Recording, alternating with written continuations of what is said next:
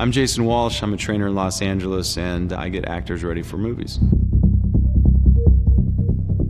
Most of the time, it's going to be something where a studio comes to me and asks me about prepping someone for a role. What we do is we literally have to sit down and figure out what the characteristics are of that role, the variables involved, meaning like, are they going to be in the desert? Are they going to be carrying heavy weight, an exoskeleton? How physical is the role? But a lot of it has to do with, background. Are they a novice? Have they ever trained like this before? Believe it or not, what we're doing is really helping these guys with character building. I want to enforce that character. I want them to feel super free of any type of psychological hindrances. I take a lot of pride in making these guys super strong, move well, fit, resilient, confident, and do it safely. These guys get injured, production shuts down, millions of dollars out the door. Training for a military role. Bradley Cooper came to me through John Krasinski, and he got this big role for American Sniper. For Bradley, it's all in. He wants to become that character. Chris Kyle, 225 pounds, military guy, highly respected and decorated. Bradley Cooper, 185 pounds wet, novice, never trained like this before, not like this, not the kind of weight training that we were going to have to do. I'm going to be honest with you, this was the one that I was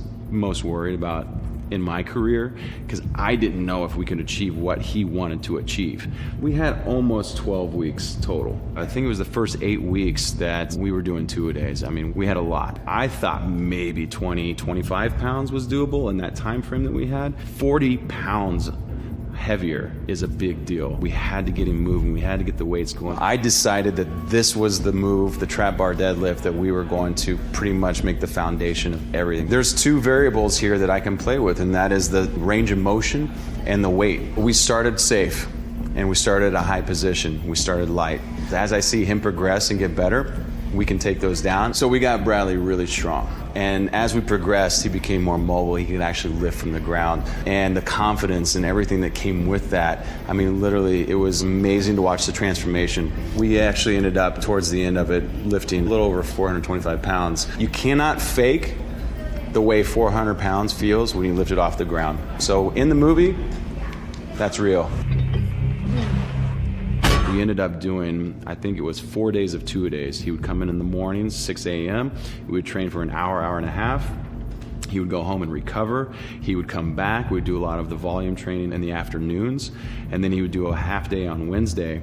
And that was his week. He didn't need to get ripped. He needed to get big. And that's a big difference. I knew that there's no way in hell that that guy was going to eat as many calories as he needed to put that kind of mass on. So we had to drink the calories. So I just progressed it week by week to try to increase a little bit at a time, 500 calories or so. I knew that we had been doing a really good job. Once we hit the 200 mark from the 180 mark, everything started rolling. His body just couldn't get enough of it. He was recovering. He was doing everything he needed to do. And it wasn't until the day before shooting that we got him on the scale, and it literally read 225, and I couldn't even believe it.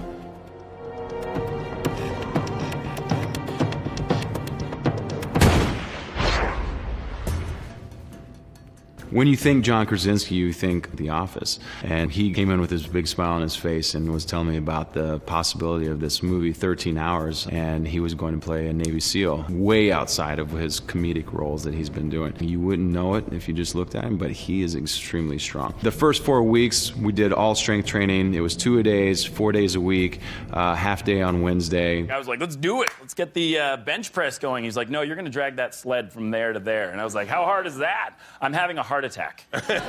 We had the luxury of working with John for quite a while before we started shooting 13 Hours. I was very confident in John's ability to move, so all we had to do was turn the dial up for him. Every day we would end up doing some sort of squatting variation. We'd do front squat to press, great complex exercise, and we would also have him start doing just overhead press. Still engaging the whole body while doing the pressing, so it's even more taxing on the body. Love the dumbbell bench press. I just like the fact that each arm is working independently of one another. And John crushed it, man. He was doing over 100-pound dumbbells. Not to mention that we ended up doing a lot of conditioning as well that was going to help with that, the fat burning effect. A lot of high-intensity training, pushing the sled back and forth, picking weights up, slamming it down, jumping, running, pushing, all of that with little to no rest. It definitely comes across on screen when they put this kind of work in. Let's go! We gotta move! So I was training Emily Blunt for a while with John. Those two in the gym at the same time is absolutely hilarious. They're the most comedic people I've ever seen. Nothing really gets done in the gym, so we had to separate them because we had a lot of work to do. Emily came in, she got her first action role. Edge of Tomorrow was fantastic. She had to wear an exoskeleton, and this thing weighed about 70 pounds. And day in, day out, shooting with 70 pounds on your back, that's a new one for me. This is what keeps my job pretty interesting too, because I never even thought that someone would be doing something like this. We ended up doing a lot of conditioning out on a track and using weight vests to kind of mimic that feeling of having that exterior skeleton, and teaching her how to move with that weight on her back. We progress just like anything else. You're not going to go and you're going to put 50 pounds of weight vest on someone. So we would start with a 10-pound weight vest 1 week. We'd end up doing a 20-pound, a 30-pound, a 40-pound, eventually a 50-pound weight vest. I just wanted her to get an idea of what that was going to feel like and how hindering it is, because a 70-pound exoskeleton with day after day after day of moving could throw something out of whack. I don't know if you remember in the film, in that incredible scene where she's doing like the full-on push-up, it was kind of an epic scene, and I've actually had a lot of clients come to me saying I want to look like Emily Blunt. Brie Larson for Captain Marvel, she came to me because of Emily Blunt and the way that she looked and performed in that film. Yes? What do you want? Training to become a superhero. Brie Larson, Captain Marvel, she came in, she had the best mentality, she was ready to go. Anything we wanted to do, she was ready for it. We had the proper amount of 12 weeks, which I absolutely love. I knew we were going to knock it out of the park with her. To keep things interesting and fun, you kind of want to set goals. You want to set milestones for these guys, because we got week after week after week of training. So what we try to do is set these short-term and long-term goals that are realistic and sometimes unrealistic, but it's still nice to have them. So we would start with pull-ups. The unassisted pull-up is the big goal for a lot of our women in these action roles and whatnot, because it really just tells us where she's at with her upper body strength. You're told women aren't supposed to have a lot of upper body strength. That's bullshit. They get really, really, really strong pound for pound. For Brie, I think we ended up doing 10 pull-ups straight. 8 chain push-ups with 50 pounds of chains on her back, hip thrusting well over 300 some odd pounds. I mean, this is stuff that most women would think is absolute insanity. Think about it. If you're not able to do a pull-up and then a few weeks later I'm proving to you and you're doing pull-ups, think about what that's doing to you psychologically and mentally. I mean, it's just a reinforcement of who you are and what you're able to do. People don't believe something and then all of a sudden they're able to do these things. It just goes to show that that kind of hard work and dedication is really going to pay off. You get rid of those variables that could be holding you back and you're really able to focus on your acting. You know how to fly this thing? We'll see. That's a yes or no question. Yes. Training for an athletic role.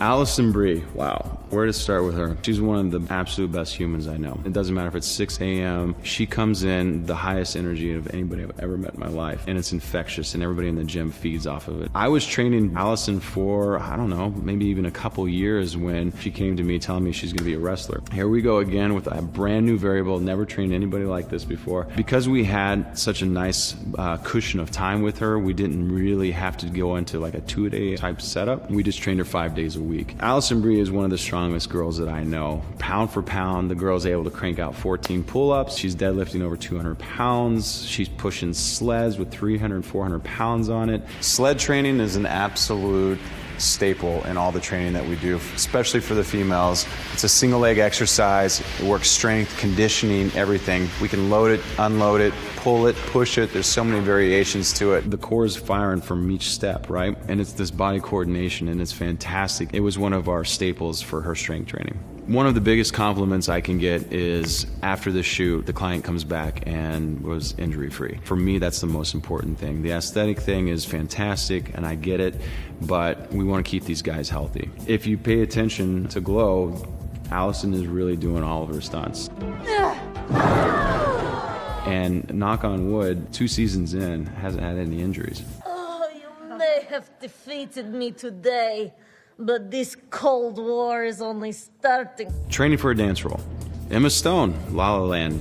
Emma came in and she had some issues with her neck and her back and shoulders and things like that. Those things have to be addressed. You don't work around them and hope that they go away. You really go in and try to attack any and all issues that could be holding her back. And for her, the training was a little less dramatic or invasive. A lot of stuff we did was really focusing in and around the hips and the stability and the strength around the hips because of the dancing element. Most of the stuff she was doing was on one leg.